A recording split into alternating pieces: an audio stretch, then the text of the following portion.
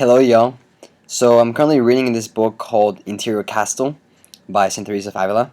And like about 2 weeks ago, or maybe a week ago, I read this part that really struck me, and so it's been constantly on my mind. So I want to share with you. Maybe it can help you.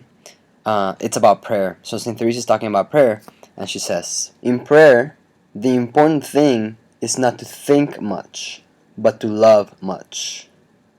Do then whatever arouses you to love." It's awesome. There's two parts to this quote. The first part talks about what's important to do in prayer. And yeah, thinking is important in prayer and having a conversation with God, that's very important. But most important, underlying that thinking, is loving. So this goes back to some things that I think I've mentioned in other videos, that it's not necessarily about having like the right technique or saying the right things, but it's more just about loving. Um, which, I mean, just showing up to prayer is like a sign of love. I think to consider is whether we fall into activism during our prayer. So sometimes we can go to prayer and want to do all these things. Like I have to get all these things done during prayer, like read this much of this book and like say these certain prayers and like do this other little thing that I do and read like how many other chapters of the Bible. And it's like, sure, like all these things are important, but like, are you loving? Don't fall into activism and then miss the whole point, that is like building your relationship with God.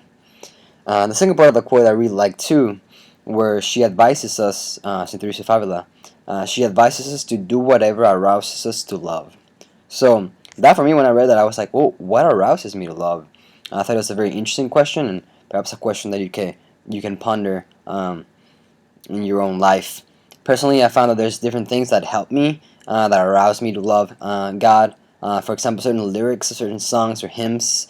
You read the lyrics slowly, and or you stay in one particular phrase of the lyrics that just really strikes me, and it arouses me to love, and I can just repeat it over and over, and use that as a jump board onto other things. Likewise, certain prayers that I really like, or that I rediscover, just repeating them over and over, certain phrases. Another thing that could be good is poetry. So St. Teresa of Avila has written a lot of poetry, St. John of the Cross, many other saints, and it doesn't necessarily have to be written by a saint either. So, hope this helps. Next time you go pray, maybe you can focus more in loving and not so much in thinking. And yeah, let me know if you have any thoughts or more insights.